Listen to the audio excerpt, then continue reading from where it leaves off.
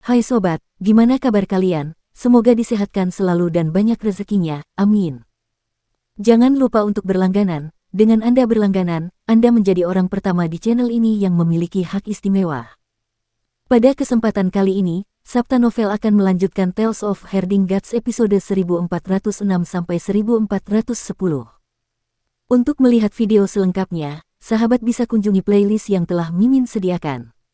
Yuk mari, kita berimajinasi bersama dan masuk ke alur ceritanya.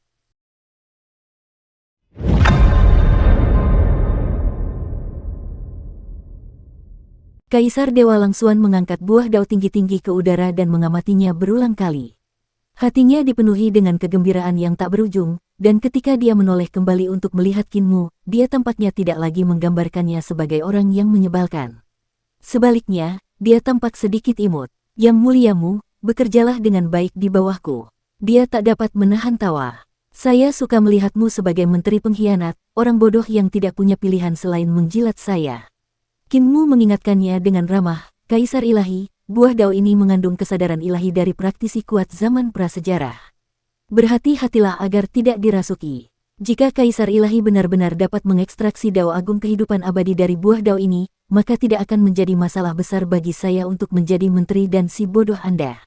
Dia tertawa terbahak-bahak. Langsuan juga tertawa terbahak-bahak, meskipun keberadaan prasejarah itu memiliki beberapa kesadaran yang tersembunyi di dalam buah dao. Selama dia tidak mempercayakannya pada kekosongan pamungkas alam semesta kita, aku dapat mengendalikannya sesukaku.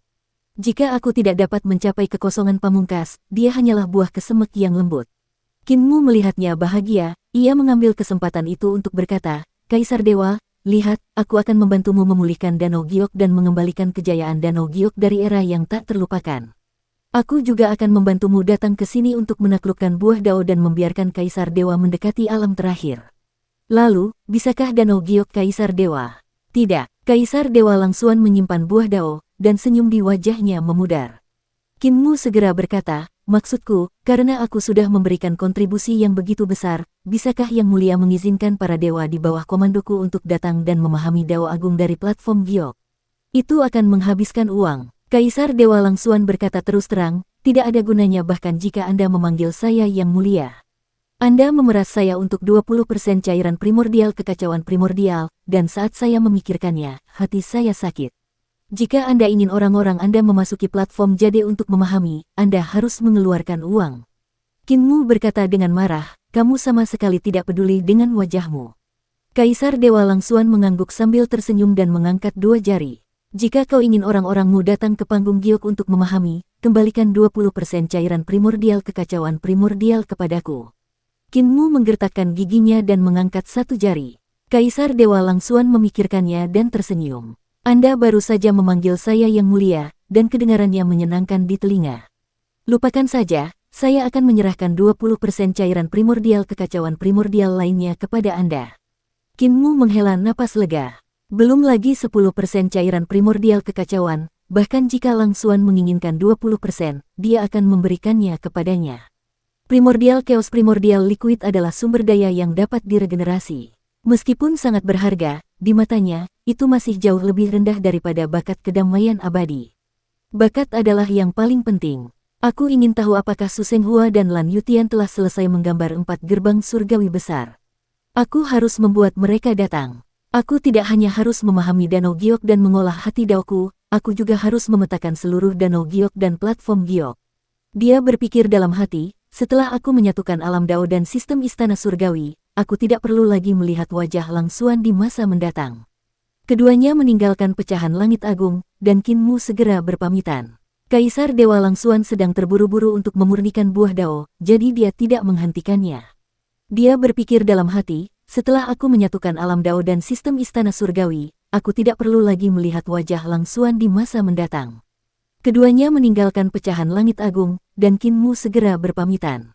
Kaisar Dewa Langsuan sedang terburu-buru untuk memurnikan buah dao, jadi dia tidak menghentikannya.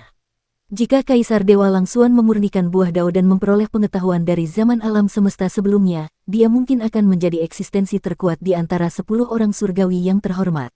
Namun, Kinmu meninggalkan Danau Giok dan berbalik untuk melihatnya, senyum muncul di bibirnya. Buah dao tidak semudah itu untuk dimurnikan, jadi bagaimana jika dia memurnikannya? Bukankah dia masih harus mengandalkan dirinya sendiri untuk berkultivasi selangkah demi selangkah? Jika dia langsung mengambil buah dao dan memperlakukannya sebagai miliknya, dia tidak akan jauh berbeda dari kaisar tertinggi. Hatinya tenang dan dia merasa tenang sepenuhnya. Peningkatan kemampuan Kaisar Ilahi Langsuan merupakan hal yang baik. Di antara 10 orang yang terhormat, Yang Mulia Surgawi Hao, Tian Fei, dan Yang Mulia Surgawi Xiao memiliki peluang tertinggi untuk menang, tetapi sekarang setelah ada Kaisar Ilahi Langsuan tambahan, air berlumpur dari 10 orang yang terhormat surgawi itu akan menjadi lebih berlumpur.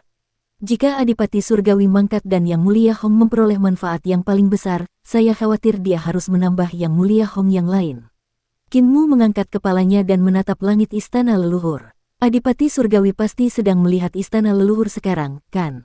Akan tetapi, Adipati Surgawi tidak datang menemuinya. Dia mengalihkan pandangannya, aku telah menyuntikkan hati Dao Yang Mulia Hong ke dalam 9 neraka. Jika Yang Mulia Hong menghancurkan 9 hati nerakaku, bahkan jika dia masih memiliki keinginan egoisnya sendiri, dia akan lebih cocok dengan hati surga dan Dao Surgawi, mempertahankan sebagian hati Dao Surgawi. Bahkan jika Adipati Surgawi meninggal, kita akan tetap berada di jalan yang sama. Jika Yang Mulia Hong tidak mampu menghancurkan 9 hati neraka, sudut mata Qin Mu bergetar. Kalau begitu, ketika Adipati Surgawi meninggal, orang yang akan memperoleh manfaat terbesar mungkin bukan Yang Mulia Hong. Pada saat itu, dia mungkin tidak dapat bersaing dengan Raja Dewa Leluhur. Pada saat itu, air berlumpur dari 10 Yang Mulia Hong harus mencakup Raja Dewa Leluhur dan Yang Mulia Hong. Dia tidak lagi menaruh harapan pada Sang Adipati Surgawi. Sang Adipati Surgawi pasti akan mati. Pada pertemuan aliansi surga, Adipati Surgawi ditakdirkan untuk mati pada saat kecaman terhadap Adipati Surgawi dikeluarkan. Masih ada ruang untuk bermanuver sebelum pertemuan aliansi surga, tetapi sekarang hal itu tidak diperlukan. Dia telah mengunci Dao Heart milik Hong Tianzun untuk bersiap menghadapi kemungkinan terburuk. Dia tidak bisa membiarkan Hong Tianzun yang ambisius dan berambisi mendapatkan semua kekuatan Duke Surgawi dan mencuri Dao Surgawi untuk kepentingan pribadinya. Dao Surgawi tidak mementingkan diri sendiri, dan Master Surgawi Hong mencuri Dao Surgawi untuk dirinya sendiri merupakan pengkhianatan terbesar terhadap Dao Surgawi. Perubahan besar mengatakan bahwa persekutuan Surgawi akan berhasil dan terbebas dari belenggu Dao Surgawi. Apa sebenarnya maksudnya? Pikirnya sambil mengerutkan kening. Di depannya, cahaya terang tiba-tiba melesat ke langit. Qin Mu melangkah maju dan melihat bahwa itu adalah wilayah selir surga Gao. Jembatan peralihan energi roh besar lainnya telah dibangun, dan para Taois dari Sekte Dao Pengadilan Surgawi berkemas dengan ekspresi tergesa-gesa, mereka menuju ke lokasi lain. Banyak kapal pengadilan surgawi terbang keluar dari jembatan peralihan energi roh baru ini. Kapal-kapal itu dipenuhi oleh para dewa dan setan di bawah komando Qin Tianfei dan para praktisi seni ilahi dari berbagai ras. Mereka menggunakan jembatan peralihan energi roh ini untuk bermigrasi ke pengadilan leluhur. Kapal-kapal ini terbang ke segala arah untuk menemukan pemukiman yang cocok.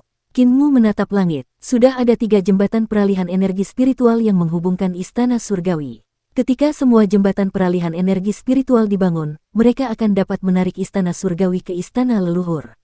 Pengadilan surga awalnya tinggal di langit di atas dunia asal, tetapi setelah terbang meninggalkan dunia asal dan kembali ke pengadilan leluhur, Qin Mu dipenuhi dengan emosi. Senjata ilahi, Yang Mulia Kerajaan Surgawi. Jantung Qin Mu berdebar kencang saat ia tiba-tiba melihat seorang bangsawan surgawi yang memiliki senjata ilahi berjalan keluar dari jembatan pergeseran saling energi roh. Bangsawan surgawi yang memiliki senjata ilahi itu memiliki tubuh yang tinggi dan mengesankan. Ia memandang wilayah Qin Tianfei dari jauh dan mencibir. Ini pasti senjata suci milik Nyonya Yuan Mu, Yang Mulia Raja Surgawi, kan? Tatapan mata Qin Mu berkedip. Tanah suci yang paling menarik perhatian di depan istana leluhur telah diambil oleh para pemuja surgawi, jadi tidak banyak harta yang tersisa untuk Nyonya Yuan Mu. Mungkinkah senjata suci milik Madam Yuan Mu, Yang Mulia Kaisar Surgawi, telah keluar untuk menimbulkan masalah dan merebut wilayah itu dari tangan Yang Mulia Kaisar Surgawi lainnya? Nyonya Yuan Mu tidak mungkin menyukai wilayah Kaisar tertinggi, kan? Namun, yang melampaui ekspektasinya adalah bahwa selir surgawi tidak bergerak di wilayah selir surgawi Qi. Sebaliknya, ia terbang ke langit. Pada saat ia terbang, jurang besar reruntuhan tiba-tiba muncul di langit dan melahap selir surgawi. Bertingkah begitu licik, gadis kecil Yuan Mu ini pasti merencanakan sesuatu lagi. Qin Mu menjadi bersemangat dan membuka mata vertikal di antara alisnya. Dia melihat ke arah kehampaan dan mengamati gerakan para bangsawan surgawi. Pada saat itu, dia tiba-tiba melihat sosok yang terbang ke langit di wilayah Ratu Qi. Namun, sosok itu tidak menimbulkan riak apapun dan tidak memancarkan aura apapun. Sosok itu diam-diam menyelinap ke dalam kehampaan dan mengejar senjata ilahi bangsawan surgawi. Itu gadis kecil dari kaisar tertinggi. Petui, itu gadis kecil dari permaisuri Qi. Qinmu menjadi semakin bersemangat. Permaisuri Qi adalah reinkarnasi dari kaisar tertinggi dan dia juga telah menemukan pergerakan Nyonya Yuanmu. Dia diam-diam melacak Nyonya Yuanmu. Dia melihat ke wilayah selir Qitian, yang merupakan panggung eksekusi dewa di istana leluhur. Qi yang membara di sana sangat kuat, dan bisa dikatakan sebagai tempat dengan Qi yang membara terberat di seluruh alam semesta. Melihat dari jauh, dia melihat dua Qi yang membara darah membubung ke langit dan saling terkait, keduanya bahkan lebih besar dari tornado terbesar di dunia.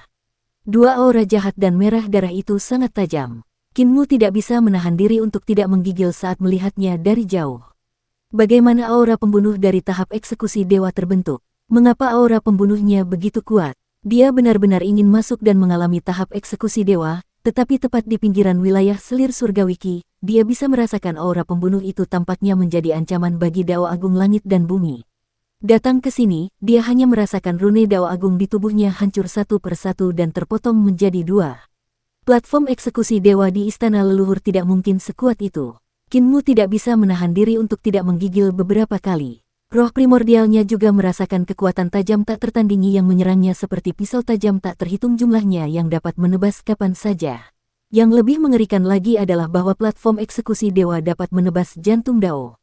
Platform eksekusi dewa pengadilan surgawi adalah tanah eksekusi dewa. Platform ini dapat menebas tubuh jasmani dan roh primordial dewa pembangkang, tetapi tidak dapat menebas hati Dao. Luo Wushuang dikenal sebagai pisau dewa nomor 1 di pengadilan surga karena keterampilan pisaunya luar biasa dan dia telah melangkah ke alam Dao. Dia telah memasuki panggung eksekusi dewa di pengadilan surga dengan masing-masing satu pisau, dan pada akhirnya, dia mengandalkan jalur pisaunya untuk berjalan keluar dari panggung eksekusi dewa dengan selamat. Namun, Qinmu menduga jika Luo Wushuang pergi ke panggung eksekusi dewa di istana leluhur, dia mungkin tidak akan mampu lulus ujian hati Dao saja. Sekalipun hati Dao Luo Wushuang kuat, dia belum berkultivasi hingga mencapai puncak alam Dao surga 24. Platform eksekusi kekuatan dewa bukanlah hal yang remeh. Platform itu tidak dapat menebas jantung Dao saya, tetapi mungkin dapat menebas tubuh jasmani atau roh primordial saya. Qinmu mengalihkan pandangannya, dan benar-benar ada dua cahaya pisau berwarna darah menari-nari di pupil matanya. Butuh beberapa saat baginya untuk menghancurkannya. Platform eksekusi dewa ini seharusnya terbentuk dengan menyerap ki jahat di dunia, dan kekuatannya terlalu kuat. Itu pasti telah membunuh eksistensi yang luar biasa kuat di era kuno dan menyerap terlalu banyak darah. Awalnya, ia berencana untuk melewati panggung eksekusi dewa setelah mengolah tahap giok. Begitu ia mengolah panggung eksekusi dewa, ia akan menjadi ahli hebat dari alam tahap 9 neraka dan ia akan dapat pergi ke ibu kota Giok. Lagi pula, ia telah melewati tahap Dao Heart yang terkunci penjara dan keluar dari tahap 9 neraka hidup-hidup. Namun, dia telah meremehkan platform eksekusi Tuhan di istana leluhur. Gerbang 4 surga, panggung Giok, panggung 9 neraka, dan tempat-tempat lain tidak akan tumbuh dengan sendirinya. Namun, panggung eksekusi dewa sebenarnya dapat tumbuh dengan sendirinya. Di era yang tak terlupakan, pasti ada pemimpin dari semua ras dan pencipta yang telah mengirim tawanan perang atau pengkhianat ke sini untuk membiarkan panggung eksekusi dewa memenggal kepala mereka.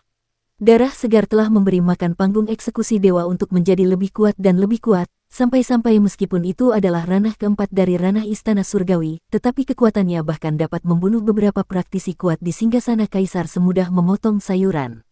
Tingkat bahaya platform eksekusi dewa ini jauh melampaui platform 9 penjara. Kaisar tertinggi bajingan, setuju untuk membiarkanku memasuki panggung eksekusi dewa untuk menempa diriku, dia benar-benar punya niat buruk. Qinmu mengumpat dengan keras. Dengan kemampuannya saat ini, ia hanya bisa melawan keberadaan di wilayah tahta kaisar. Namun, yang ia andalkan adalah kedalaman seni ilahi. Ia ahli dalam semua jenis jalur, keterampilan, dan seni ilahi yang tidak populer, seperti jalur awal absolut, jalur taiji, jalur awal absolut, jalur taisu, serta seni ilahi yang tidak mudah milik Ling yang dihormati surgawi. Tubuh jasmani dan kekuatan sihirnya belum cukup kuat untuk menyamai para praktisi kuat di singgasana kaisar, dan roh primordialnya pun belum mencapai tingkat para praktisi kuat di singgasana kaisar. Kaisar tertinggi telah mengizinkannya memasuki panggung eksekusi dewa untuk menempa dirinya, jadi jelaslah bahwa dia ingin menggunakan kekuatan panggung eksekusi dewa untuk menebasnya. Ibu Asteris CKER Kaisar tertinggi. Kinmu mengutuk lagi dan tiba-tiba mengeksekusi satu ki kelahiran lubang pembuangan. Namun, dia hanya mengeksekusi setengah gerakan sebelum jurang besar lubang pembuangan muncul. Dia berjalan ke dalamnya dan menghilang. Yuanmu, Kaisar tertinggi, aku ingin melihat apa yang kalian lakukan. Setelah sekian lama, Kinmu mengamati sekeliling dengan mata vertikal di tengah alisnya dan akhirnya menemukan jejak Qi Tianfei. Qi Tianfei telah melacak Heavenly Venerate Royal, senjata suci Nyonya Yuanmu, dan mereka tiba di padang pasir hitam. Kinmu melihat sekeliling dan merasa bingung. Ini seharusnya adalah ladang bintang Taiji tempat tambang Taiji berada. Apa yang dilakukan Nyonya Yuanmu di sini? Pada saat itu, ia melihat senjata suci surgawi yang sangat dihormati. Senjata ilahi Heavenly Venerate Royal bersembunyi di dalam seni ilahi lubang pembuangan dan bersembunyi di kehampaan. Kinmu bingung, si kecil yang hilang Yuanmu tampaknya juga melacak seseorang. Pada saat itu, ia melihat sesosok wanita cantik tiada taraf tengah berjalan di hamparan pasir hitam menuju tambang Taiji. Sungguh Wu Chen, itu janda permaisuri. Kinmu juga bersembunyi dalam seni ilahinya untuk mengembalikan reruntuhan, dan pupil matanya mengecil. Tanpa debu mutlak telah diberikan kepada selir Yan olehnya. Saat itu, untuk menukar hasil tambang Taisi, dia telah memberikan tubuh jasmani permaisuri kaisar dan tanpa debu mutlak kepada selir Yan. Sekarang, permaisuri kaisar telah mengambil alih tubuh jasmani si tanpa debu absolut untuk menemui dewa kuno di tambang Taiji. Aneh, bahkan sang kreator tidak tahu ada tempat seperti Taiji Land. Yang bisa mereka temukan hanyalah area penambangan Taiji palsu. Bagaimana permaisuri bisa menemukan tempat ini? Kinmu merasa bingung. Dewa-dewa kuno di negeri Taiji sangat aneh. Mereka adalah dewa-dewa kuno kembar. Semua telur dewa lainnya telah digali, tetapi hanya dua dewa kuno ini yang berhasil lolos. Terlebih lagi, kedua dewa kuno ini sangat cerdas. Saat itu, Kinmu mengandalkan Taisu untuk menemukan tempat ini dan menunjukkan pencapaian seni ilahi yang luar biasa, membuat tambang tidak dapat melakukan apapun padanya. Jadi, kedua dewa kuno ini telah bernegosiasi langsung dengan Kinmu. Mereka memberinya 100 batu dewa Taiji dan batu mentah Taiji untuk memberitahunya lokasi kayu hitam besar. Jika permaisuri janda menemukan tempat ini, itu tidak mungkin terjadi tanpa bimbingan para dewa kuno. Hanya para dewa kuno bertelur yang dapat menemukan tanah Taiji. Jadi apakah Dewi Taisu ataukah pendeta surgawi Xiao yang memberikan nasihat kepada janda permaisuri? Taisu membantu yang mulia surgawi, jadi mustahil baginya untuk memberi nasihat kepada permaisuri janda. Yang mulia surgawi Xiao dan permaisuri janda memiliki dendam yang dalam, jadi meskipun yang mulia surgawi bersedia memberi nasihat, permaisuri janda mungkin tidak bersedia datang ke tempat ini. Awal yang tertinggi ada padaku, dan Tai tidak akan menunjukkan wajahnya untuk ikut campur dalam urusan dunia. Jadi satu-satunya yang dapat memberi nasihat kepada permaisuri janda untuk datang ke sini adalah...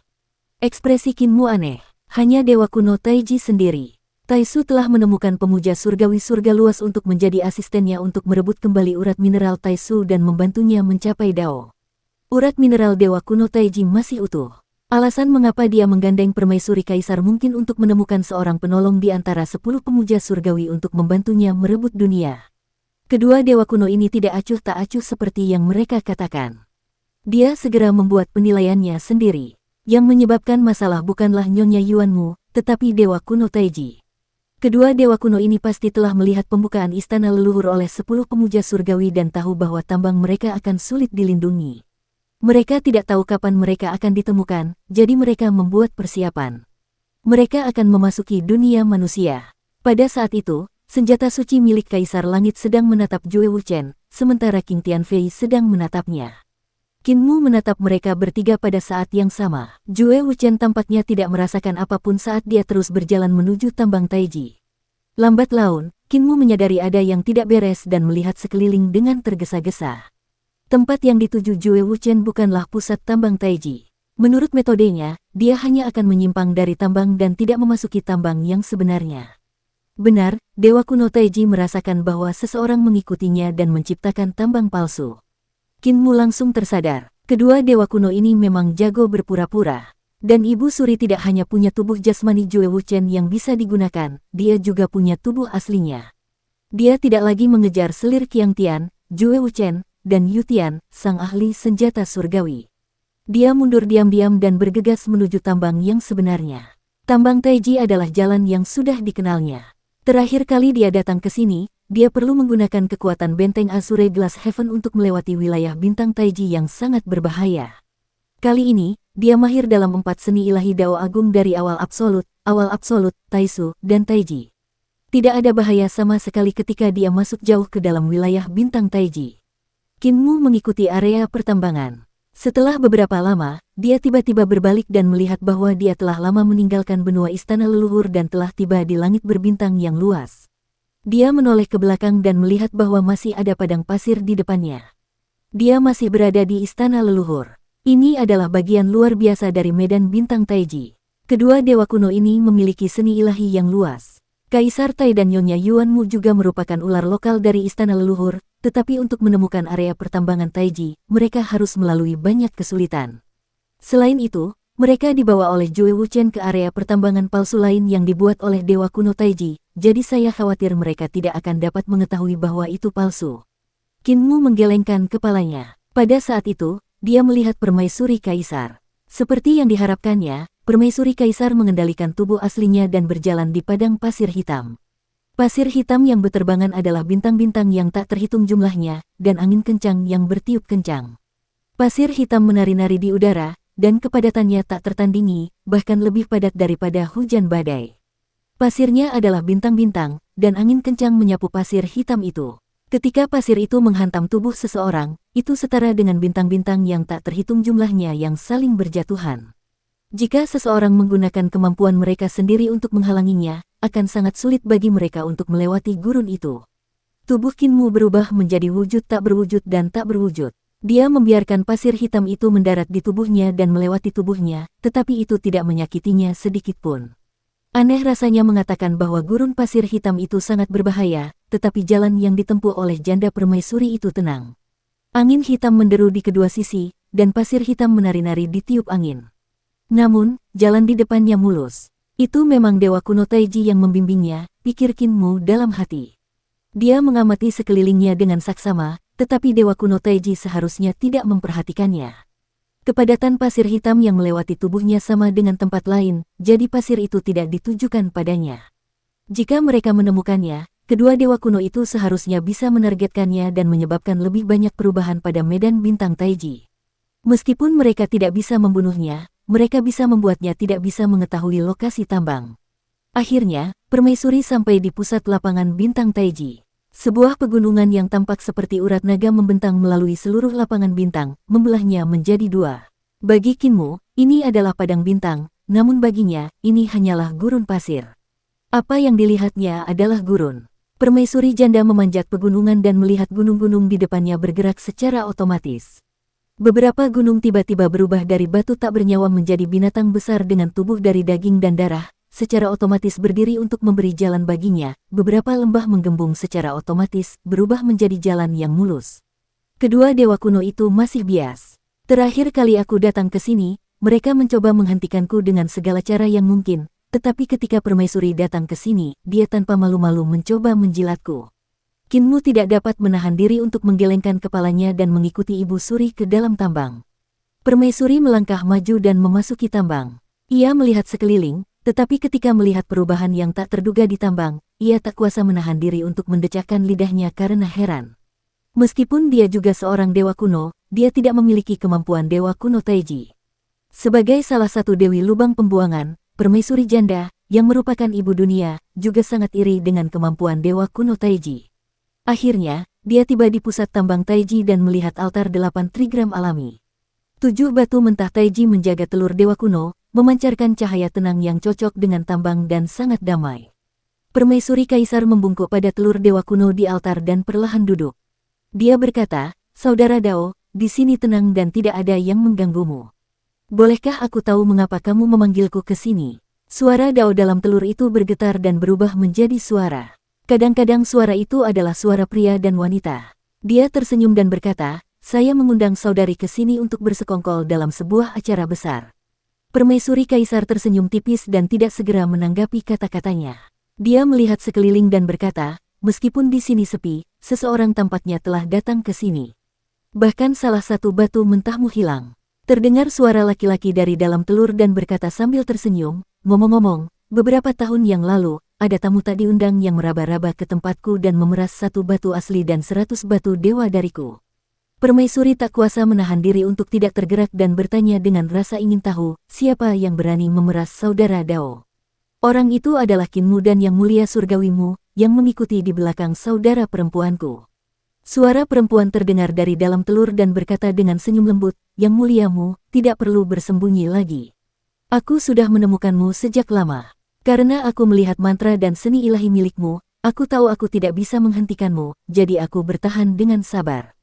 Tolong tunjukkan dirimu. Ibu Suri tercengang, dan dia buru-buru berdiri. Ketika dia berbalik, dia melihat Kinmu berjalan mendekat dari belakang. Kemampuannya tidak begitu hebat, tetapi metodenya aneh. Bahkan aku pun pernah tertipu. Permaisuri janda merasa khawatir, namun dia menyapa Kinmu dengan senyuman di wajahnya. Kinmu membalas salam dan menyapa telur dewa kuno di altar pengorbanan 8 trigram sebelum duduk bersama dengan janda permaisuri. Dia biasanya mengulurkan tangannya untuk mencabut pedangnya dan ingin melakukan apa yang telah dia lakukan terakhir kali. Dia menusukkan pedang sucinya ke altar pengorbanan, tetapi dia tidak menemukan apapun. Baru kemudian dia ingat bahwa pedangnya yang patah telah dihancurkan oleh pedang kaisar pendiri yang ceroboh, dan dia merasa sedikit menyesal. Pada pertemuan aliansi surga, kaisar pendiri terlalu kejam. Dia menghancurkan pedangku untuk menunjukkan bahwa jalur pedangnya adalah nomor 1, kalau tidak, ketika pedangku ditusukkan ke altar pengorbanan, itu akan mengingatkan Dewa Kuno Taiji akan rasa takut dikendalikan olehku di bawah tekanan. Itu akan menyelamatkan mereka dari melakukan tipu daya di belakangku. Pikirannya tersentak, dia tersenyum dan berkata, 2 saudara Dao dalam telur itu benar-benar tenang. Mereka benar-benar mengundang permaisuri untuk minum teh tetapi tidak mengundangku.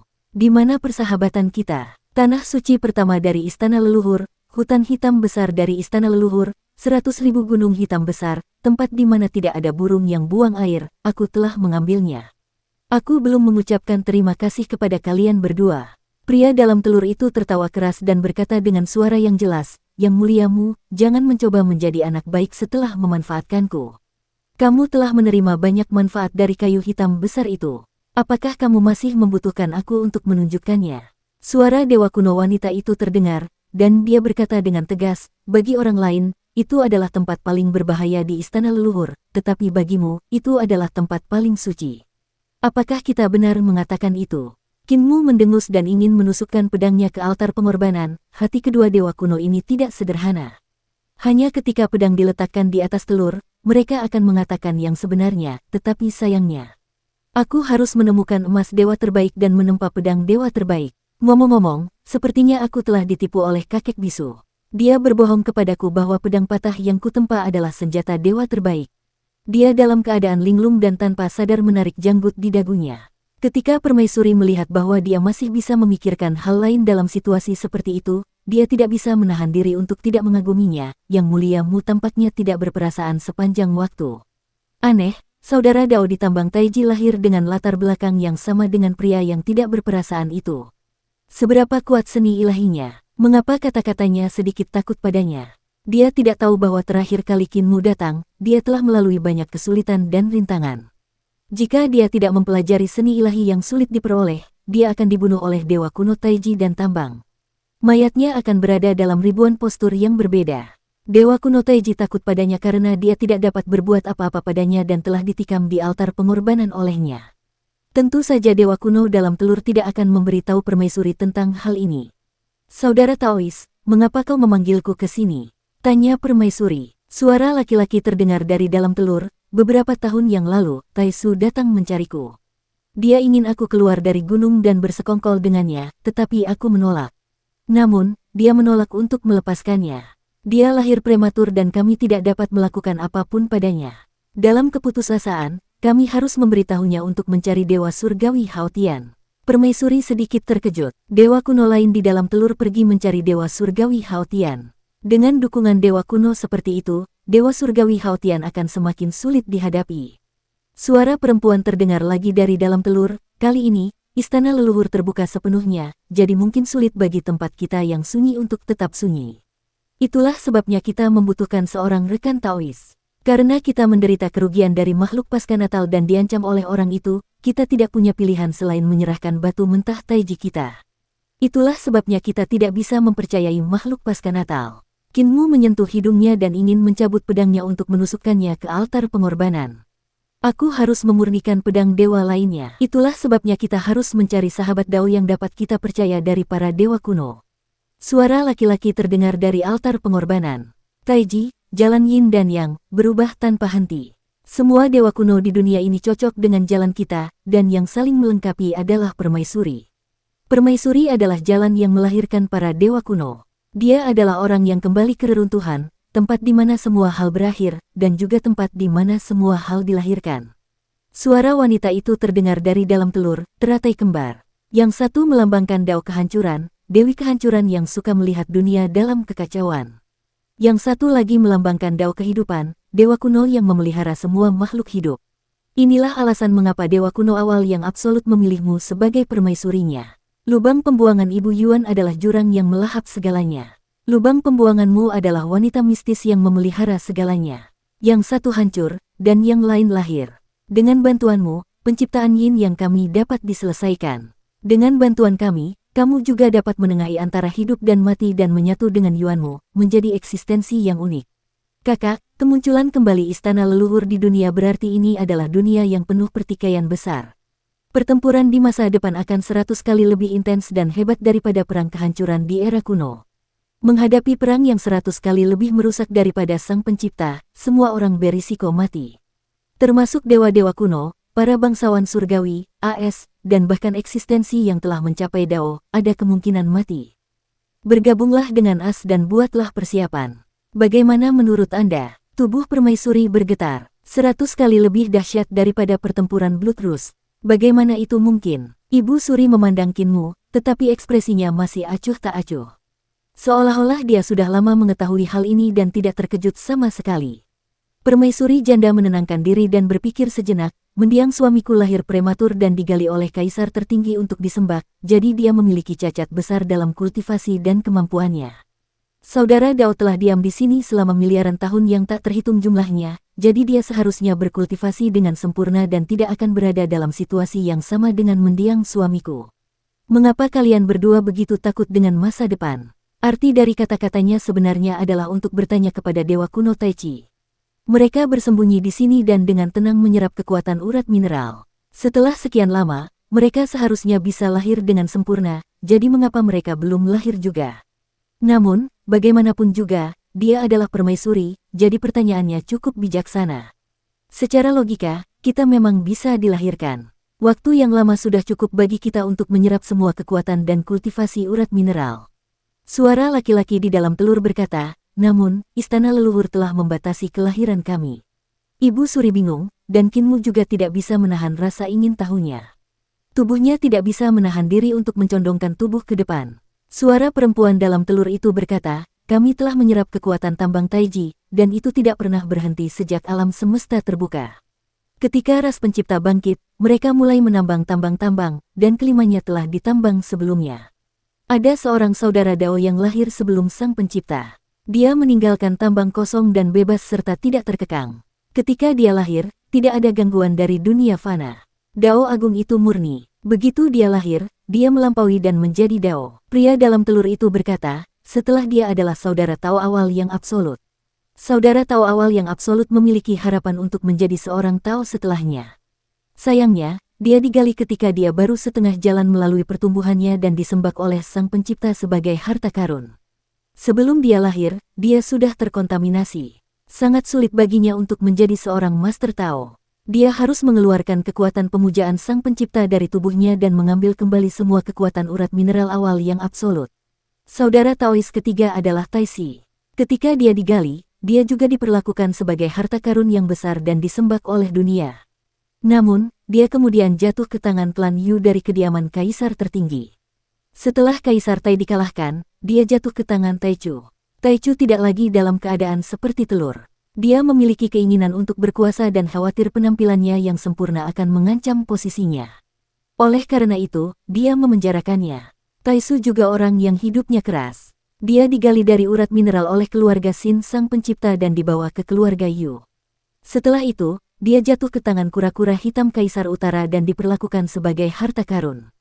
Dia disempurnakan menjadi kanopi langit biru. Dia dengan getir mencari jalan untuk melampaui, tetapi dia tidak tahu bahwa dia telah bertemu seseorang yang tidak seperti wanita dan dibawa ke alam semesta sebelumnya oleh seseorang. Dia tidak punya pilihan selain datang ke dunia lebih awal.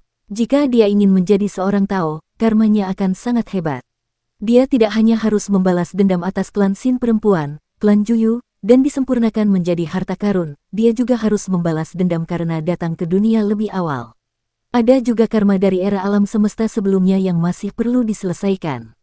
Ketika Kinmu mendengar ini, hatinya terasa merinding. Orang yang disebutkan oleh Dewa Kuno Taiji bukanlah orang yang berbudi luhur, dan orang itu adalah dia.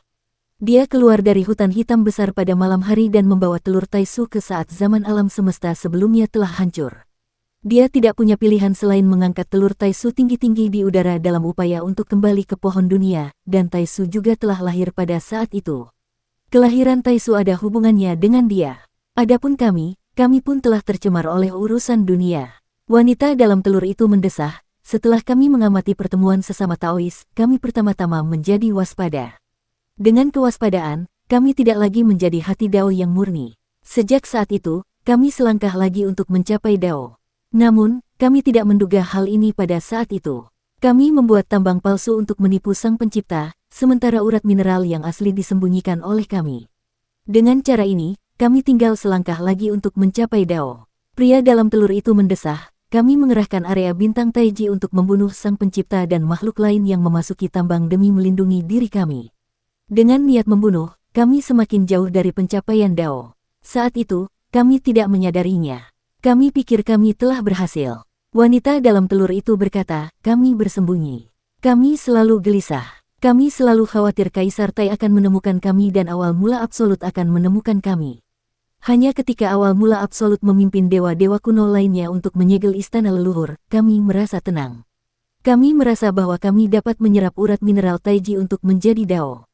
Suara lelaki dalam telur itu mendesah. Baru saat itulah kami menyadari bahwa kami telah lama tercemar oleh dunia sekuler.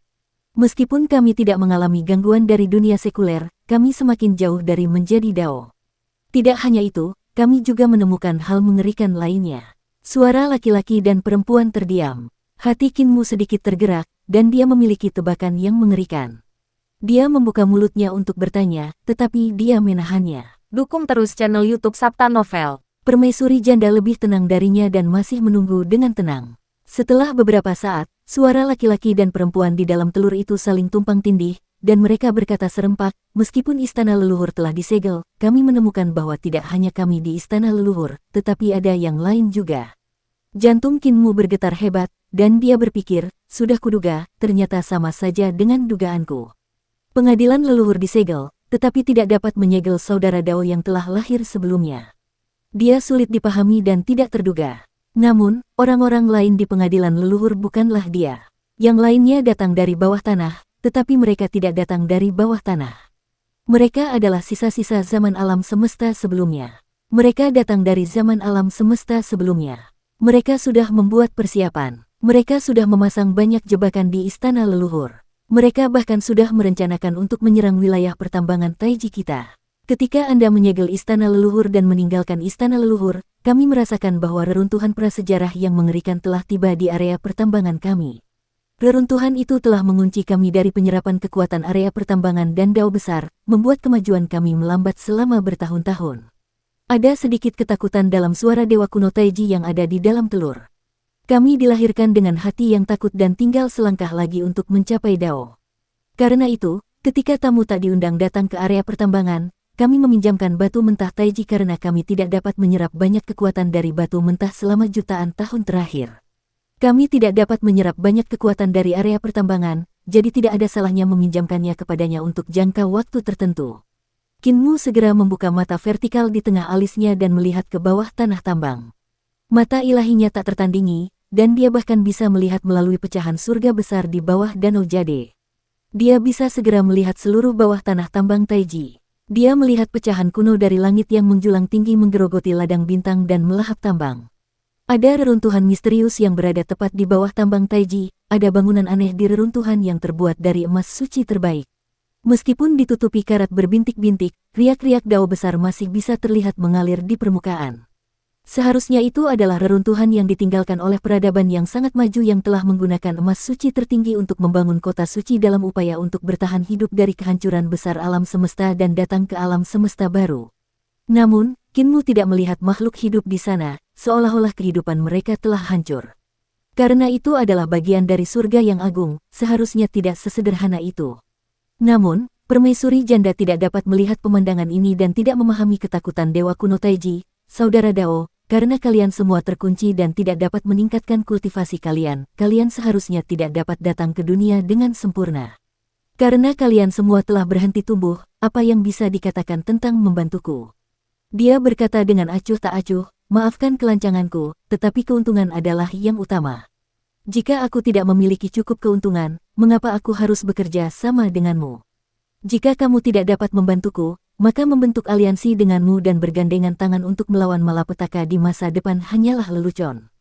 Tatapan mata Kinmu berkedip. Kalau begitu, kedua saudara Dao itu berencana untuk datang ke dunia sebelum waktunya. Hati permaisuri sedikit bergetar. Setelah diingatkan, dia langsung teringat inti persoalannya. Alasan mengapa Dewa Kuno Taiji memintanya untuk datang mungkin karena dia ingin dilahirkan lebih dulu. Jika Dewa Kuno Taiji lahir dan meninggalkan daerah pertambangan, maka dia memang bisa menjadi pembantunya. Dewa Kuno yang bertelur memuji, mu yang sangat cerdas memang sangat cerdas. Dia dapat memahami niat elegan seseorang hanya dengan mendengar seutas tali. Sayangnya, kekuatanmu tidak cukup. Kalau tidak, kami pasti akan memilihmu sebagai sekutu kami dan bukan permaisuri. Tebakanmu benar, kami memang memiliki niat untuk dilahirkan. Wanita dalam telur itu berkata, kita terjebak di sini. Kita memiliki area pertambangan yang kosong tetapi tidak mampu menyerap kekuatan untuk memahami Dao Agung. Hati Dao kita juga telah dihancurkan dan diserbu oleh dunia sekuler. Daripada menjaga area pertambangan Taiji sepanjang waktu, lebih baik kita dilahirkan lebih dulu dan berjalan melalui dunia sekuler. Pria dalam telur berkata, hal-hal sepele di dunia sekuler telah menghancurkan hati Tao kita. Kita memiliki hati yang cerdik, hati yang takut, hati yang gembira, marah, sedih, dan gembira. Kita memiliki emosi negatif berupa keserakahan, ketakutan, pembunuhan, nafsu, kekuasaan, keuntungan, kelicikan, dan tipu daya yang telah menunda jalan kita menuju Tao. Karena itu diberikan kepada kita oleh dunia fana, kita harus menjalaninya. Suara perempuan dalam telur itu berkata, hanya dengan berjalan melalui dunia fana kita dapat mengatasi keserakahan, ketakutan, kekuasaan, dan kepentingan. Hanya dengan begitu kita dapat menyingkirkan hati yang penuh kepandaian dan ketakutan, sehingga hati Dao kita dapat kembali ke kesederhanaan sebelum semua kehidupan muncul, sehingga menjadi jalan dan membebaskan diri kita sendiri. Kata-kata Dewa Kuno Taiji membawa emosi yang berbeda bagi Kinmu dan Permaisuri. Masing-masing hati mereka memiliki pemahaman yang berbeda. Permaisuri teringat saat ia dilahirkan. Jalan menuju lubang pembuangan itulah yang memberinya kesadaran. Saat itu, kesadarannya sangat murni, dan paling cocok dengan jalan menuju lubang pembuangan. Hati Dao-nya adalah hatinya. Ia dilahirkan di bunga teratai di jurang besar yang penuh dengan lubang pembuangan, dan di sana sangatlah damai dan indah. Tetapi kapan semua ini mulai berubah? Apakah saat Sang Pencipta telah menemukannya, Dewa Kuno kelahiran Dao ini, dan merasakan kekuatan reproduksinya, sehingga ia memujanya dan memohon padanya untuk melindunginya agar rasnya akan memiliki lebih banyak anak dan diberkati? Apakah saat Sang Pencipta mencoba menggunakan kekuatannya untuk menyingkirkan musuh-musuhnya? Apakah saat ia pertama kali bertemu dengannya dan jatuh cinta padanya? Atau apakah saat itu ia telah merasakan pemujaan kepada Sang Pencipta, pemujaan kepada semua makhluk hidup, dan keinginan untuk menikmati kekuasaan? Akan tetapi, dia tidak memiliki kesadaran setinggi Dewa Kuno Taiji, jadi dia tidak menyadarinya, sehingga dia terjatuh ke dunia fana. Kinmu memikirkan hal lain. Ia merasa bahwa memang merupakan jalan yang layak bagi Dewa Kuno Taiji untuk menempa hati Dao-nya di dunia fana. Lagi pula, ia juga telah melalui banyak cobaan dan kesengsaraan di dunia fana, tumbuh sedikit demi sedikit. Hati Dao-nya juga terus tumbuh di sepanjang jalan, alam Dao-nya juga perlahan naik. Dia memikirkan hal lain, dan itu adalah Lan Yutian. Di masa lalu, Celestial Master Yu pernah terganggu oleh hal-hal sepele di dunia sekuler, jadi hati Dao-nya tidak semurni hati Lan Yutian. Meskipun Lan Yutian sekarang berjalan di dunia sekuler, dia lebih seperti dewa kuno yang bertelur sebelum kelahiran semua kehidupan. Dia tidak memiliki hati yang mementingkan keuntungan, dia tidak memiliki keinginan untuk berkuasa atau pikiran-pikiran yang mengganggu. Dia hanya memiliki hati Dao yang sangat murni. Dibandingkan dengan dewa-dewa kuno lain yang telah bertelur selain Tai Yi, dia lebih seperti dewa kuno yang bertelur, diam-diam menyerap nutrisi di area pertambangan besar dunia sekuler untuk meningkatkan dirinya. Dia adalah orang yang paling dekat dalam mencapai Dao. Dalam harta karun ilahi embrio roh Qinmu, Tai Si juga memiliki pemahamannya sendiri. Tanpa disadari, ia telah berhenti menyerap kekuatan batu-batu primordial dan tambang Tai Si, diam-diam memikirkan jalan hidupnya di masa depan. Meskipun pembentukan dewa kuno Taiji mengejarku, pemahaman mereka tentang Dao sudah di atasku. Dia tidak bisa menahan diri untuk tidak mendesah, dia merasa telah memperoleh banyak manfaat. Permaisuri-permaisuri telah menduduki wilayah pertambangan Tai Si milikku. Bahkan jika aku dapat meminjam tanganmu yang sangat terhormat untuk mengambilnya kembali dan menyerap sepenuhnya kekuatan wilayah pertambangan itu, aku tetap tidak dapat mencapai kesempurnaan, mencapai Dao, atau melampauinya. Aku juga harus menjadi seperti dewa kuno Taiji dan berjalan di seluruh dunia untuk mengasah hati Daoku. Hanya dengan begitu aku dapat mencapai tingkat saudara Taoist Tai Yi. Mereka masing-masing memiliki perolehan dan pemahamannya sendiri, tetapi hal-hal yang mereka pahami berbeda. Dewa kuno Taiji yang berada di dalam telur berkata, kali ini, kami mengundang permaisuri karena kekuatan kami tidak cukup untuk memecahkan telur dewa. Tolong bantu kami. Permaisuri kaisar berdiri dan berkata dengan sungguh-sungguh, kami harus membantumu. Qinmu juga berdiri dan berkata dengan serius, saudara-saudara Dao di dalam telur, bagaimana kalian akan memperlakukanku setelah kalian lahir? Aku ingin tahu posisi kalian. Permaisuri janda menatapnya, niat membunuh melintas di matanya yang indah. Yang muliamu, saat ini kau dan 10 yang muliamu seperti belalang yang terikat pada tali yang sama. Kau harus membebaskan diri dari bebanmu sendiri dan memperbaiki posisimu. Jangan terlalu banyak berpikir. Jika tidak, kau hanya akan mengundang masalah bagi dirimu sendiri. Sinhole adalah salah satu dari sedikit tempat di dunia yang dapat memusnahkanmu. Dao besar Sinhole juga merupakan salah satu dari sedikit dao besar yang dapat menghancurkan seni ilahi yang sulit dihadapi. Qinmu tertawa terbahak-bahak dan niat membunuhnya melonjak. Jika kedua saudara Dao ingin menjadi musuhku di masa depan, aku pasti akan bertarung sampai mati hari ini. Pikirkanlah. Dia berbalik. Permaisuri, jika Anda merasa bahwa seni ilahi lubang pembuangan dapat melenyapkanku, Anda sebaiknya mencobanya. Niat membunuh Ibu Suri meningkat, dan Qinmu dapat merasakannya. Dia berkata dengan acuh tak acuh, Ibu Suri, kamu memiliki niat membunuh, dan kamu selangkah lagi untuk mencapai Dao. Yang muliamu, ketika kamu mencapai Dao di masa depan, kamu juga akan menjadi Dao melalui kata-kata. Permaisuri mengangkat tangannya dan menunjuk, dan jurang besar muncul di atas kepala Qinmu, dengan dingin berkata, kembalinya aku ke reruntuhan mata laut, aku tidak tahu berapa banyak orang suci, berapa banyak pahlawan, Yu Mutiansun bukanlah yang pertama, tidak akan menjadi yang terakhir. Aku akan mengisi mata laut denganmu hari ini. Jika kamu dapat bertahan hidup 100 tahun, aku akan mengampuni nyawamu. Niat bertarung Qinmu menjulang tinggi ke langit. Dia mengulurkan jarinya dan mengusapnya dengan ringan. Air yang tak terbatas muncul dan memenuhi udara. Dalam sekejap, lautan giok muncul di antara mereka berdua, menarik mereka semakin jauh. Qinmu berdiri di panggung giok di tepi lautan giok dan menatap punggung kaisar dengan tatapan dingin. Cahaya di belakangnya bersinar terang, dan istana-istana surgawi muncul. Roh-roh primordial duduk di semua istana surgawi, dan ketika mereka berdiri di lautan batu giok, hanya istana surgawi dengan beban ekstrim yang belum lengkap. Jika roh primordialku menyeberangi danau giok dan melewati panggung eksekusi dewa, aku akan memasuki ranah panggung penjara 9. Apakah aku bisa melawan dewa yang terhormat dan tidak mati?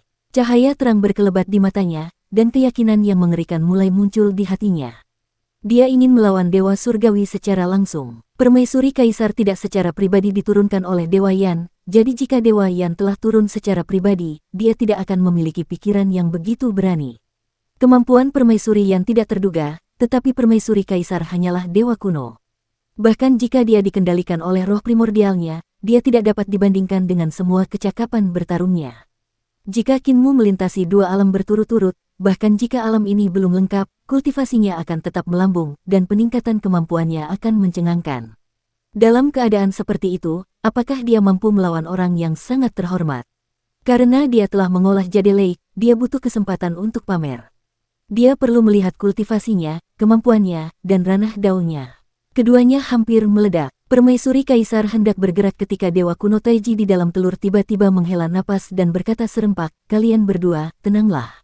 Roh primordial Istana Surgawi Kinmu telah mencapai tepi Danau Giok, yang memungkinkan kultivasinya terus meningkat. Roh primordialnya berjalan menuju panggung eksekusi dewa di Istana Surgawi." Kata-kata Dewa Kuno Taiji membuatnya menghentikan roh primordialnya. Permaisuri Kaisar mengangkat alisnya dan menahan amarahnya. Dewa Kuno Taiji berkata, "Permaisuri, guru surgawimu, mundurlah selangkah dan bukalah langit dan laut. Selangkah lebih maju dan darah akan mengalir ke seluruh tanah. Tidak perlu marah atas masalah kecil ini. Guru surgawimu, setelah kami lahir, kami menjalani penempaan di dunia sekuler untuk mengasah hati dao kami. Kami berjanji kepada Anda bahwa kami tidak akan pernah menjadi musuh guru surgawimu di masa depan. Apakah Anda puas dengan janji ini?" Kinmu menghilangkan niat membunuh dan niat bertarungnya dan tertawa keras. Dia membungkuk dalam-dalam ke tanah.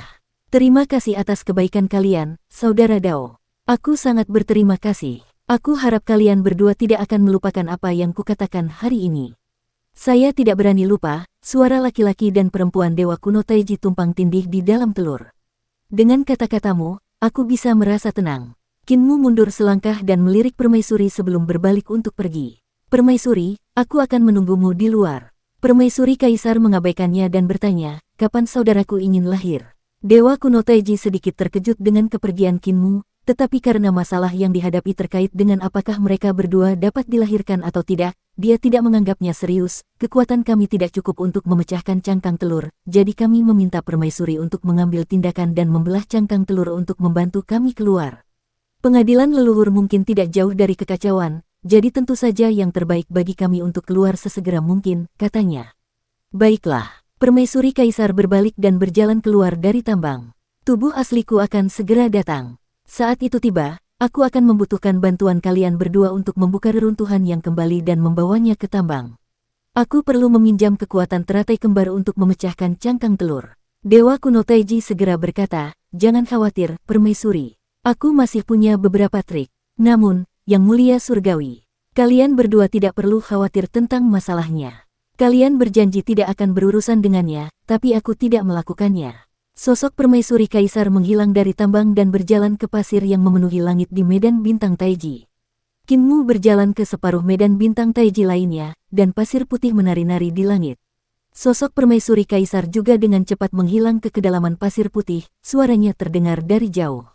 "Seseorang harus tahu batas-batasnya sendiri. Ia harus tahu luasnya langit dan bumi. Aku tidak bisa menarik kembali kata-kataku. Aku berkata untuk memenuhi mata laut, maka aku biarkan dia memenuhi mata laut. Aku berkata untuk menekannya selama 100 tahun, maka aku menekannya selama 100 tahun. Dewa Kuno Taiji di dalam telur mendesah. "Bagi Yang Muliamu untuk dapat bertahan hidup di tempat berbahaya seperti hutan hitam besar, itu berarti kultivasinya sudah luar biasa.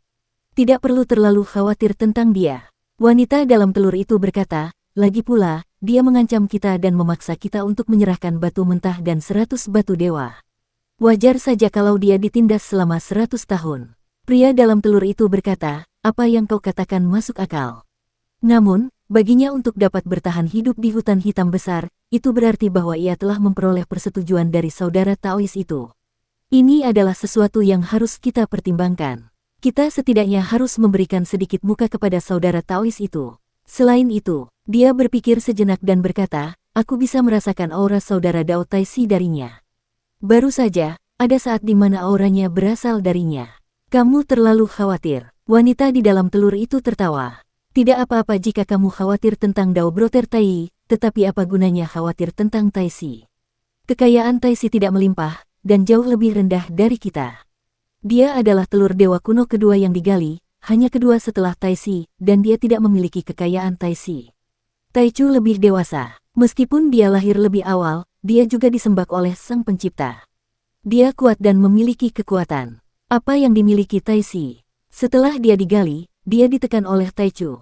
Bahkan jika dia bergabung dengan Celestial Mastermu hanyalah karakter yang tidak penting." Pria di dalam telur berkata, "Lagi pula, mereka berdua berasal dari garis keturunan istana leluhur dan terlahir dengan 5 dao bawaan. Kita tidak bisa meremehkan mereka. Taisi terlalu jauh dari dao. Kita jauh lebih dekat dengan dao daripada dia. Akan sulit bagi kita untuk mencapai dao jika kita terlalu berhati-hati. Tidak perlu terlalu khawatir. Wanita dalam telur itu berkata, dengan bantuan Taisi, dia tidak akan mati meskipun dia ditekan di lubang pembuangan. Apa gunanya menekannya selama 100 tahun untuk memeras kita demi batu-batu suci? Dia telah menyinggung permaisuri Taisu. Permaisuri Taisu membencinya sampai ke akar-akarnya. Hanya ini saja akan membuatnya sulit untuk mencapai Dao dalam hidupnya. Tidak perlu terlalu mengkhawatirkannya. Itu benar. Suara laki-laki di dalam telur itu tidak lagi berbicara, diam-diam menunggu selir Yan Tian tiba. Permaisuri Kaisar melakukan perjalanan melalui padang pasir putih. Dewa kuno Taiji masih menjaganya. Pasir putih itu terbuat dari bintang-bintang mati, dan sangat padat. Pasir itu dipenuhi dengan energi unsur geomagnetik yang mengerikan, mendistorsi ruang, dan sangat mengurangi kecepatan perubahan material. Perubahan material menyebabkan ilusi waktu berlalu. Di tempat ini, material hampir statis, dan kecepatan perubahannya sangat lambat, memberi orang ilusi bahwa waktu membeku. Perubahan materi di pasir putih berlangsung lambat, itulah sebabnya sejumlah besar energi terkumpul. Ketika energi itu meledak, akan muncul ki pedang yang sangat mengerikan. Pedang ki ini melintasi kehampaan alam semesta dan dapat melewati banyak galaksi, menghancurkan planet dan bintang. Pedang ini sangat kuat. Di padang pasir putih di medan bintang Taiji, ki pedang ini ada di mana-mana, membuatnya mustahil untuk dilawan. Kalau dalam keadaan normal, Ibu Suri tidak akan mau begitu saja masuk ke tempat berbahaya seperti itu. Untungnya, dengan bantuan Dewa Kuno Taiji, dia tidak perlu mengeluarkan terlalu banyak energi untuk menghadapi gurun pasir putih. Dia hanya perlu terus maju. Di depannya, angin dan pasir memenuhi langit. Ibu Suri samar-samar dapat melihat sosok tinggi. Itu adalah Kinmu. Dibandingkan dengan orang dewasa lainnya, Kinmu tinggi dan tampak muda. Wajahnya masih memiliki aura kekanak-kanakan seorang pemuda, tetapi janggut di dagunya sangat keras kepala. Jenggot itu selalu terlihat di wajahnya yang keras kepala. Kinmu telah berhenti di gurun pasir putih, dan auranya menjadi semakin kuat. Permaisuri mengangkat alisnya sedikit. Pemuda itu berdiri tegak di padang pasir, dan pasir putih yang mengerikan bersiul lewat. Pedang ki alam semesta yang mengerikan benar-benar melewati tubuhnya, tetapi tidak menyebabkan kerusakan apapun padanya. Itulah Dao dari awal mula primordial. Tanpa disadari, Kinmu selalu berada di alam surga Dao tingkat 24, dalam tahap awal primordial yang mempertanyakan King Ming. Dalam kondisi ini, 10.000 mantra tidak dapat menyerang dan 10.000 jalur tidak dapat melukainya. Bahkan di tempat berbahaya seperti medan bintang Taiji, dia masih aman dan sehat. Inilah tempat yang tak terkalahkan dari keadaan bawaan. Ada 5 Dao besar dalam keadaan bawaan, dan perubahan besar disebut kekacauan, dan kehampaan tanpa batas. Primordial tidak berwujud, dan kibawaan dapat berubah dengan kesadaran ilahi. Primordial memiliki bentuk tetapi tidak memiliki substansi, dan Tai tidak berwujud dan berwujud. Taiji Yin dan yang mengubah segalanya menjadi kehidupan. Ini adalah 5 Dao agung tertua dan paling primitif dari keadaan bawaan. Jika seseorang dapat menguasai salah satunya, ia akan dapat berdiri di posisi keadaan bawaan yang tak terkalahkan. Kinmu sedang mengeksekusi seni dewa hebat yang telah ia pahami dari jalur Taisi. Meskipun itu hanya cara untuk menunjukkannya, dalam keadaan seperti itu, jika ia ingin menyakitinya, ia harus menggunakan seni dewa 5 tingkatan, atau kemampuannya akan jauh lebih kuat daripada miliknya. Akan tetapi, seni ilahiyah adalah seni ilahiyah, dan Dao Agung adalah Dao Agung. Seni ilahi memiliki kekurangan dalam transformasinya. Kecuali seseorang telah mencapai Dao, tidak akan ada kekurangan. Jika tidak, Kaisar Surgawi Purba tidak akan mati, dan Dewa Kuno Taiji tidak perlu bersembunyi ke segala arah. Awal mula primordial tidak akan mengalami banyak kemalangan, dan Taisu tidak akan muncul di dunia sebelumnya. Permaisuri Kaisar, tidak mudah bagi kami untuk membantu Anda, mohon maafkan kami. Suara Dewa Kuno Taiji tiba-tiba terdengar di telinga Permaisuri Kaisar. Permaisuri mengangguk ringan dan berkata dengan acuh tak acuh, kalian berdua tidak perlu membantu kami. Saat suaranya jatuh, padang pasir putih di sekitar mereka tiba-tiba menjadi tenang. Pasir putih tidak naik, dan semuanya tenang. Weng, domain harta karun ilahi embrio roh Kinmu tiba-tiba menyebar, dan sudut mata Permaisuri berkedut. Dia melihat bahwa punggung Kinmu masih menghadapnya sekarang, tetapi pada saat ini, dia benar-benar menghadapnya. Kinmu sama sekali tidak menoleh, tetapi dia bisa melihat wajah Kinmu, yang membuat Permaisuri janda merasa sulit untuk mengerti. Berpura-pura misterius, Permaisuri mendengus dingin dan mengangkat tangannya untuk menunjuk. Jurang besar reruntuhan yang kembali muncul di atas kepala Kinmu. Jurang itu panjangnya 10.000 mil dan seperti retakan berbentuk kerucut, menelan Kinmu utuh. Itu kuda hitam. Permaisuri berbalik dan berjalan pergi. Kau tidak akan mampu menahan satu pukulan pun. Pada saat itu, ledakan dahsyat mengguncang dunia dari jurang reruntuhan yang dalam. Itu seperti iblis besar yang menelan sesuatu yang tidak bisa dicerna. Itu tersangkut di tenggorokannya dan tidak bisa dimakan atau dimuntahkan. Permaisuri mengerutkan kening dan berhenti untuk berbalik. Dia melihat Kinmu berdiri di jurang reruntuhan yang kembali, tubuhnya tidak bergerak. Tidak peduli seberapa mengerikan jurang reruntuhan yang kembali itu, jurang itu tidak dapat melakukan apapun padanya. Permaisuri, jangan lupa bahwa tubuh jasmani Anda selalu ada di tanganku. Di jurang reruntuhan yang dalam, Kinmu mengulurkan tangannya, dia mengepalkannya erat-erat. Aku sudah melihat semua rahasia tubuhmu. Aku sudah menggunakan aljabar mikroskopis dan aljabar makroskopis untuk membangun model tubuhmu yang sangat terperinci. Dia tersenyum bangga. Aku lebih mengenal tubuhmu daripada dirimu sendiri. Pria Bao, sang permaisuri mencibir dan berkata, sepertinya aku tidak hanya akan memotong tanganmu, tetapi juga kepalamu. Pada saat ini, selir kekaisaran Yantian tengah bergegas menuju ke medan bintang Taiji, memasuki padang pasir hitam, sedangkan selir kekaisaran langit, senjata ilahi kerajaan Tianzun juga mengikuti tanpa ada debu sedikit pun menuju ke kedalaman padang pasir. King Tianfei dan senjata ilahi kerajaan, pemuja surgawi, keduanya adalah makhluk tingkat pemuja surgawi. Bahkan Jue Wuchen tidak dapat mendeteksi mereka. Mereka hanya melihat Jue Wuchen berjalan ke area pertambangan yang megah. Area pertambangan itu selalu berubah, yang membuat kedua pemuja surgawi itu mendecakkan lidah mereka karena heran. Ketika mereka memasuki area pertambangan, mereka melihat bahwa area pertambangan ini penuh dengan keagungan Taiji Dao. Yin dan yang lahir, dan tidak ada habisnya. Taiji Dao dapat mengubah makhluk hidup di surga dan bumi, seperti raksasa purba, bunga, rumput, serangga, tanaman, serangga, manusia, dewa, setan, dan monster. Bahkan dewa kuno pun dapat diciptakan. Ia juga dapat mengubah benda mati di alam semesta, seperti sungai, gunung, lautan, awan petir, kilat, matahari, bulan, dan bintang. Itulah keajaiban penciptaan. Bahkan Qi Tianfei dan Si Qiluo, yang mengendalikan senjata dewa, terpesona. Mereka memuji kekuatan Dewa Taiji kuno dan kedalaman tambang Taiji. Namun mereka tidak tahu bahwa itu hanyalah ranjau palsu yang dipasang oleh penambang asli untuk menghalangi pandangan mereka. Di antara dewa-dewa kuno yang bertelur, dewa-dewa Taiji kuno adalah yang paling tidak menentu. Bahkan para pemuja surga akan merasa sulit untuk mendeteksi kedalaman tambang palsu ini. Namun, setelah mengikuti Jue Wuchen begitu lama, selir Qiangtian dan ahli senjata dewa tidak pernah sampai ke kedalaman tambang. Mereka tidak dapat menahan rasa cemas dan curiga. Senjata ilahi yang dimuliakan oleh Yang Mulia Surgawi baru saja akan menguji kekuatan tambang ini ketika suara Jue Wuchen yang jernih dan menyegarkan tiba-tiba terdengar.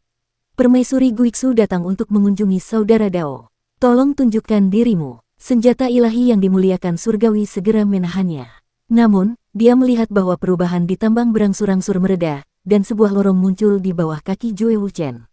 Jue Wuchen melangkah ke kedalaman area pertambangan. Kedua pemuja surgawi itu terus mengikutinya untuk waktu yang lama. Tepat saat mereka hampir kehilangan kesabaran, pohon willow tiba-tiba menjadi cerah. Sebuah altar alam yang megah muncul di depan mereka. Ada 8 batu mentah Taiji yang melindungi telur dewa. Kedua dewa itu menahannya lagi. Mereka menyaksikan Jue Wuchen membungkuk pada telur dewa dan duduk. Jue Wuchen dan telur dewa saling berbasa-basi. Tepat saat kedua dewa surgawi itu hendak menampakkan diri, percakapan tiba-tiba berubah. Ketika mereka membicarakan tren umum dunia, telur dewa meniup keong, menyebabkan langit menjadi gelap dan bumi menjadi gelap. Kedua dewa surgawi itu menahan diri lagi. Pada saat ini, kedua orang tua surgawi itu tiba-tiba merasakan fluktuasi yang kuat dari kemampuan ilahi. Mereka berdua terkejut, bahkan area pertambangan Taiji sedikit berguncang dalam fluktuasi itu, seperti gulungan yang ditiup angin, sedikit berguncang. Tidak, daerah pertambangan Taiji yang sebenarnya lahir di awal mula alam semesta. Belum lagi fluktuasi kekuatan ilahi, bahkan jika para pemuja surgawi menyerang, mereka tidak akan mampu mengguncangnya. Kedua dewa itu waspada. Pada saat ini, fluktuasi kedua datang. Fluktuasi ini bahkan lebih kuat, seolah-olah para dewa itu menyerang dengan seluruh kekuatan mereka. Senjata ilahi, Yang Mulia Raja Surgawi, berteriak panjang. Dia melepaskan semua kekuatannya tanpa menahan diri. Seketika, area pertambangan ini hancur. Gunung-gunung runtuh, dan matahari serta bulan hancur, binatang buas, dewa, dan fenomena aneh lainnya yang tak terhitung jumlahnya berubah menjadi gumpalan Qi Yin Yang dan tersebar. Kau benar-benar bisa membodohiku. Senjata ilahi, raja yang sangat dihormati di surga berdiri dan melihat gelombang pasir hitam bergulung-gulung. Tak lama kemudian, pasir hitam yang tak terhitung jumlahnya menjadi sangat besar di matanya. Dalam sekejap, mereka berubah menjadi planet, dan gurun pasir hitam berubah menjadi galaksi yang luar biasa, miliaran bintang. Dia sebenarnya berada di galaksi yang luas, dan planet-planet menari-nari di depannya, menghalangi pandangannya sepenuhnya. Sementara itu, selir Citian juga menemukan bahwa dia telah jatuh ke galaksi yang kacau. Melihat sekeliling, dia tidak bisa lagi melihat jejak senjata ilahi Kaisar Surgawi atau Jue Wuchen. Dewa Taiji yang sangat kuno. Tangan dan matanya sangat kuat. Selir Citian tidak dapat menahan diri untuk tidak berseru, dia dapat mempermainkan seorang pemuja surga sebelum dia datang ke dunia. Jika kamu datang ke dunia, seberapa hebatkah itu? Metode seperti itu tidak dapat menjebak seorang pemuja surga. Kamu sebaiknya mati saja di dalam cangkang telur agar kamu tidak datang ke dunia dan mendatangkan malapetaka seperti Taichu. Dia melangkah maju dan menyapukan indera keilahiannya yang kuat ke segala arah, menyingkirkan bintang-bintang. Jika bintang-bintang terlalu banyak, dia akan langsung melangkah ke dalam kehampaan. Tidak peduli seberapa kuat dewa kuno Taichi, dia tidak dapat menyentuh kehampaan. Taichu berada di peringkat sebelum Taichi. Dao Taichu dibagi menjadi indera ilahi dan kibawaan. Indera ilahi pandai memasuki kehampaan. Sebagai reinkarnasi Kaisar Tai, selir King Tian pandai dalam indera ilahi. Bahaya di medan bintang Taichi tidak berguna baginya.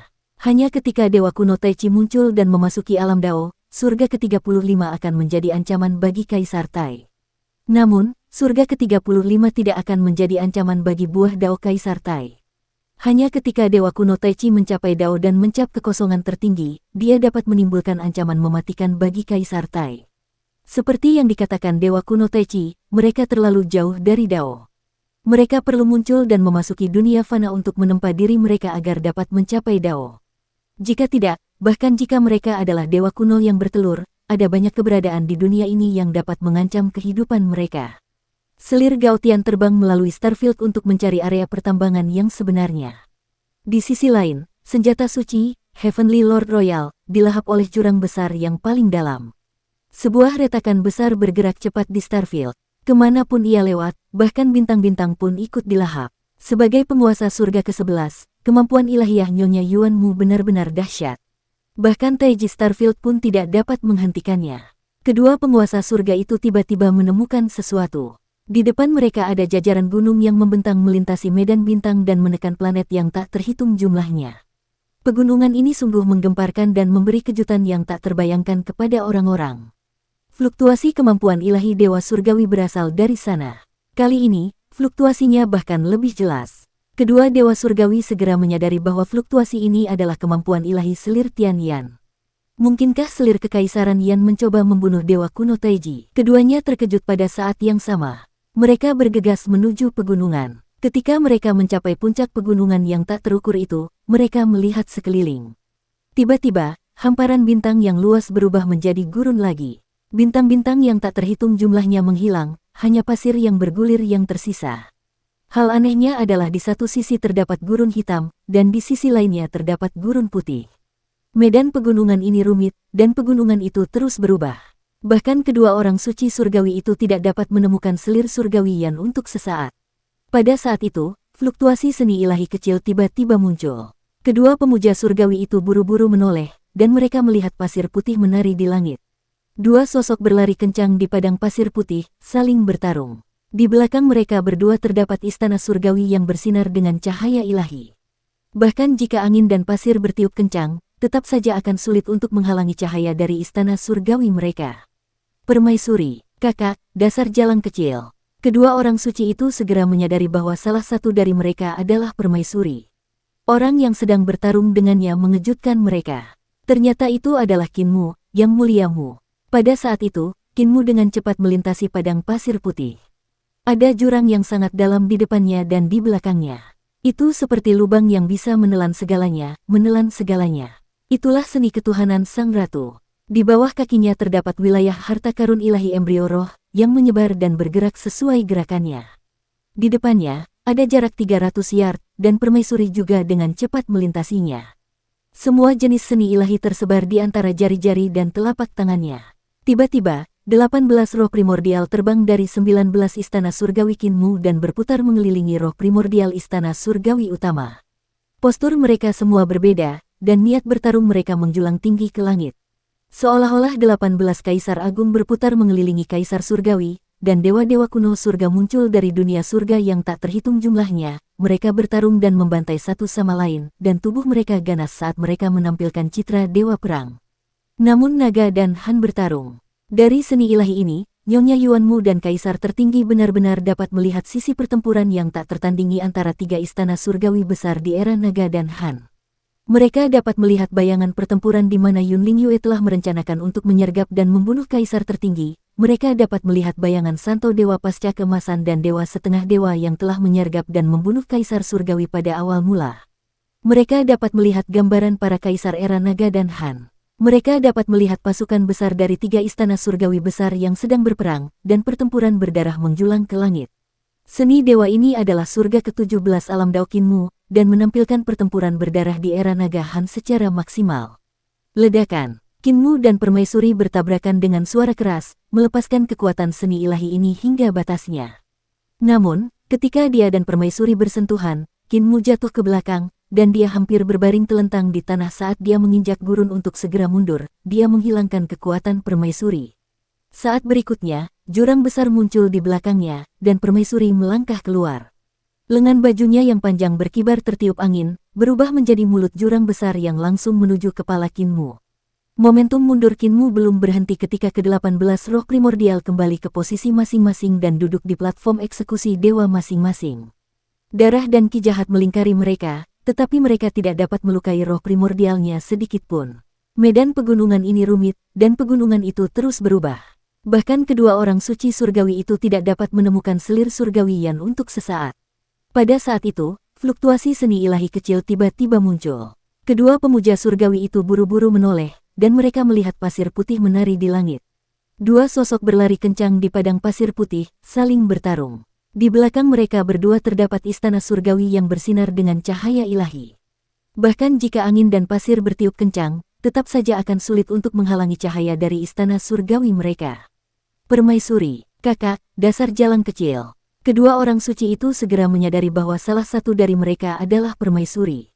Orang yang sedang bertarung dengannya mengejutkan mereka. Ternyata itu adalah Kinmu, yang muliamu.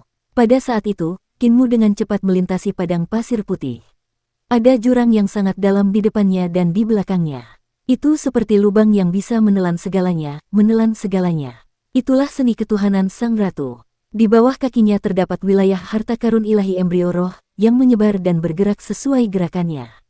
Di depannya, ada jarak 300 yard, dan Permaisuri juga dengan cepat melintasinya. Semua jenis seni ilahi tersebar di antara jari-jari dan telapak tangannya. Tiba-tiba, 18 roh primordial terbang dari 19 istana surgawi Kinmu dan berputar mengelilingi roh primordial istana surgawi utama. Postur mereka semua berbeda, dan niat bertarung mereka menjulang tinggi ke langit. Seolah-olah 18 kaisar agung berputar mengelilingi kaisar surgawi, dan dewa-dewa kuno surga muncul dari dunia surga yang tak terhitung jumlahnya. Mereka bertarung dan membantai satu sama lain, dan tubuh mereka ganas saat mereka menampilkan citra dewa perang.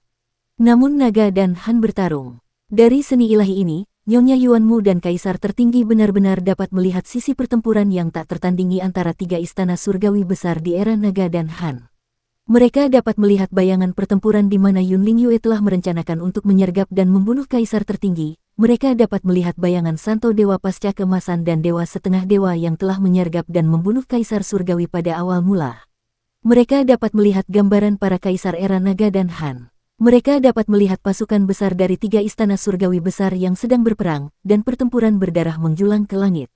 Seni dewa ini adalah surga ke-17 alam Dao Kinmu, dan menampilkan pertempuran berdarah di era naga Han secara maksimal. Ledakan, Kinmu dan Permaisuri bertabrakan dengan suara keras, melepaskan kekuatan seni ilahi ini hingga batasnya. Namun, ketika dia dan Permaisuri bersentuhan, Kinmu jatuh ke belakang, dan dia hampir berbaring telentang di tanah saat dia menginjak gurun untuk segera mundur. Dia menghilangkan kekuatan Permaisuri. Saat berikutnya, jurang besar muncul di belakangnya, dan Permaisuri melangkah keluar. Lengan bajunya yang panjang berkibar tertiup angin, berubah menjadi mulut jurang besar yang langsung menuju kepala Kinmu. Momentum mundur Kinmu belum berhenti ketika ke-18 roh primordial kembali ke posisi masing-masing dan duduk di platform eksekusi dewa masing-masing. Darah dan ki jahat melingkari mereka, tetapi mereka tidak dapat melukai roh primordialnya sedikit pun. Tanpa dia sadari, dia telah menyeberangi danau giok dan maju ke panggung eksekusi alam dewa. Semua istana surgawi tiba-tiba mundur dan terbang ke jantung alisnya secara serempak. Tubuh jasmani Kinmu langsung menjadi sangat cemerlang. Kekuatan jejak dewa kuno diaktifkan di semua lubang tubuhnya, meningkatkan kekuatan tubuhnya hingga ekstrim. Pada saat itu, posisi istana surgawi di pengadilan surgawi di jantung alisnya berubah. Mereka menjadi badan utama istana surgawi penciptaan, dan istana surgawi lainnya saling melengkapi. Dalam sekejap, kekuatannya bersatu. Tubuhnya membesar dengan cepat, dan otot-ototnya menjadi ganas. Kekuatannya langsung meningkat ke tingkat yang tak tertandingi. Tubuh ilahi berwarna merah tua terang. Tubuhnya yang hampir menempel di padang pasir segera bangkit. Domain harta karun ilahinya membuat sang permaisuri tidak berarti apa-apa untuk muncul di belakangnya. Kinmu meninju lengan baju sang permaisuri dan menabrak naga kuning. Tidak peduli seberapa besar jurang reruntuhan yang kembali mencoba mencekiknya, itu tidak dapat menghancurkan kekuatan pukulannya. Sebagai surga ke-18 dari alam daunnya, kematian tubuh ilahi merah terang tidak hanya menyatukan jalan penciptaannya, tetapi juga jalan bela diri dan keterampilan bertarungnya. Dewa-dewa kuno terkenal karena tubuh jasmani mereka yang kuat, dan mereka juga secara alami memahami dao besar, namun, jalan bela diri adalah seni absolut yang berspesialisasi dalam pertempuran jarak dekat. Dia bagaikan seorang kaisar agung dalam jalur bela diri. Dalam pertarungan jarak dekat, dia dapat mencabik-cabik naga dan menghancurkan burung phoenix, dan tubuh penguasanya dapat mencapai surga. Pada saat yang sama, dia juga memiliki tubuh yang tidak dapat dihancurkan dan roh primordial abadi dari Kaisar Crimson Bright. Di lengan baju Kaisar, telapak tangannya terbang keluar seperti ular roh dan bertabrakan dengan tinjunya. Tubuh jasmani dewa kuno yang tak tertandingi itu ditampilkan sepenuhnya. Tubuh aslinya telah mati lebih awal dan telah dibunuh oleh Nyonya Yuan Mu di awal dan pertengahan periode Dragon Han. Dia telah ditekan di kapal hantu, tetapi setelah dia mendapatkan tubuh jasmaninya dari Kinmu, dia telah menggunakan kultivasinya untuk meningkatkan kekuatan tubuh aslinya, itu bukan masalah kecil. Namun, dia tidak bisa mendapatkan keuntungan apapun dalam tabrakan langsung dengan Kinmu. Tubuh jasmani dan roh primordialnya sangat menyatu, dan indera ilahi serta ki vitalnya telah terkondensasi menjadi satu tubuh. Tubuh jasmaninya padat, dan semua jenis jejak dewa kuno berubah menjadi kekuatan tubuh jasmaninya. Pada saat tabrakan itu, jejak dewa kuno bersinar terang di semua lubang tubuhnya. Jejak itu berubah menjadi 2000 dewa kuno yang terbang di sekelilingnya sebelum memasuki lubangnya. Setiap kali kekuatan itu beredar, suara dao dalam tubuhnya akan bergemuruh. Bahkan angin dan pasir di gurun pasir putih tidak dapat menghalangi suara dao yang jernih itu. Tatapan Ibu Suri dingin, sosoknya seperti tarian, dan lengan bajunya yang panjang berkibar seperti ular roh. Lengan bajunya seperti jurang yang dalam, dan dari waktu ke waktu, tangannya yang halus akan keluar dari lengan bajunya. Setiap serangannya indah, tetapi niat membunuh tersembunyi jauh di dalam. Keduanya bertabrakan sekali lagi, dan mereka mundur. Suara mendesing. 19 istana surgawi terbang keluar dari belakang kepala Kinmu dan berubah menjadi istana surgawi yang besar. Dia menangkupkan tangannya ke depan dan membungkuk. Ekspresi wajah permaisuri janda sedikit berubah, dan dia buru-buru terbang untuk menghindari serangannya. Ketika Kinmu bersujud, pasir putih yang tak terhitung jumlahnya di depannya langsung musnah, berubah menjadi gumpalan ki yang kacau. Akan tetapi, saat sang permaisuri menghindar, dia menyadari bahwa dimanapun dia bersembunyi, wilayah harta karun ilahi embrio roh Kinmu akan membuatnya berhadapan langsung dengannya. Dengan Kinmu sebagai pusatnya, seluruh pasir putih di sekitarnya kembali menjadi kacau di tengah getaran hebat, berubah menjadi ki kacau yang menyembur keluar. Ketika selir Qiang Tian dan Kaisar Surgawi Senjata Ilahi Yu yang berdiri di tambang Taiji melihat gerakan ini, ekspresi mereka langsung berubah. Sungguh seni ilahi yang hebat. Seni ilahi yang tidak dapat dihindari jauh lebih kuat daripada jari asal ilahi yang hanya memiliki satu gerakan saat Kaisar Ilahi Langsuan datang dan pergi. Seni suci ini adalah surga ke-26 alam Dao. Satu jalur asal campuran ki yang bepergian bersama, seni ilahi terkuat Kinmu.